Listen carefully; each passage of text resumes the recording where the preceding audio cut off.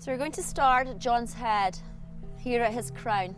This is our unity to the collective consciousness. This is when we are one. That's when we connect to that power greater than ourselves, whatever that power may be. And then we will move over the eyes and notice that my chakras and my hands are over his eyes, rather than my fingers. And this is an introduction. I'm conducting the Reiki energy through me and receiving energy at the same time as conducting it to John. It's almost like a fireman trained in putting out a fire. But firemen don't put out fires. Water puts out fire. But the fireman is there, trained, knowledgeable, on how to work the hose. He knows what to do. And that's almost what we do in Reiki. We show up, but we don't actually do the healing, because then it would be quite ineffective. We would cast a shadow in the way of the energy coming through us.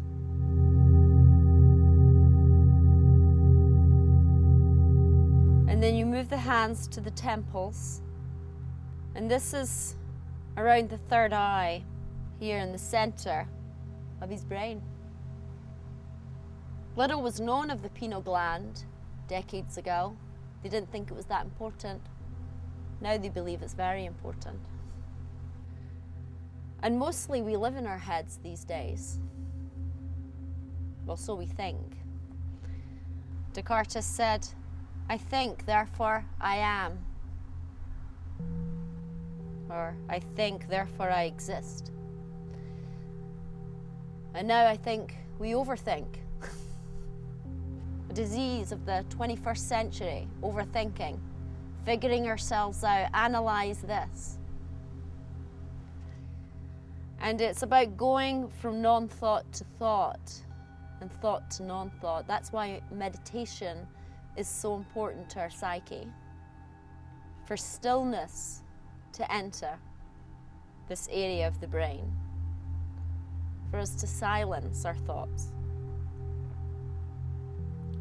Because it's only when we silence our thoughts do we receive information of clarity, aha moments. Because you can't fit anything into a know-it-all. You're too busy knowing it all to actually download anything that's new, because you're stuffed full of information that you've gathered over decades. And it's only when we empty our mind that we actually have an original thought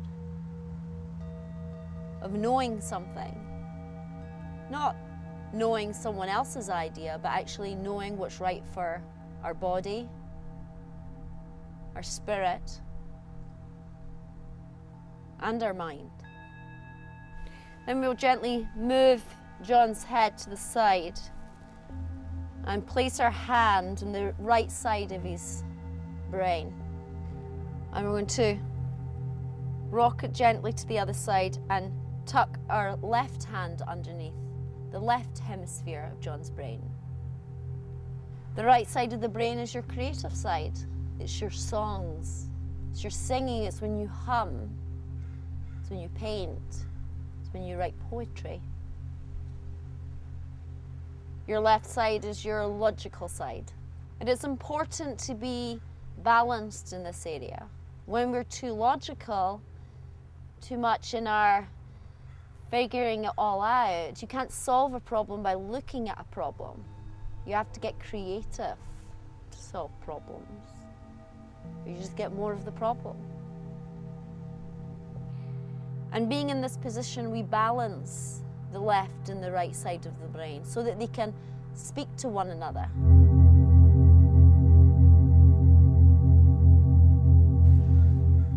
Then we're here at the throat. The throat center is known as our seat of our creativity. When we feel blocked with our creativity, it's usually through non-articulation.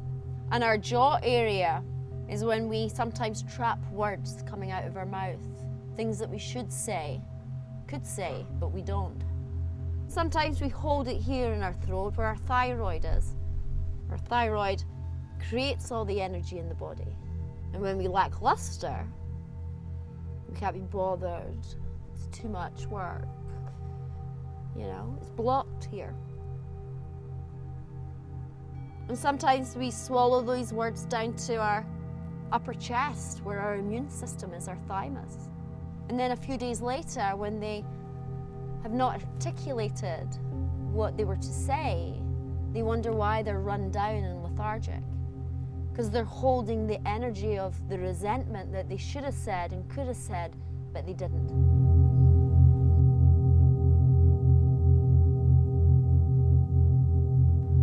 We move our hands towards John's heart center. It's our compassion, our forgiveness, our unconditional love.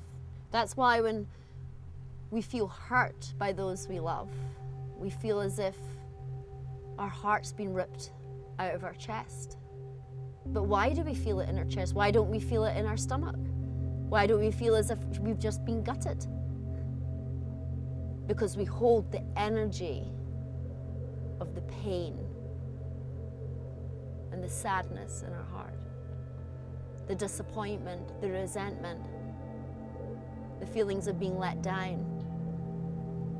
You are a storehouse of emotions. It just depends where you store it.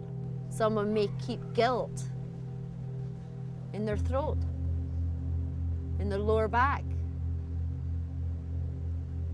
The cells have memories.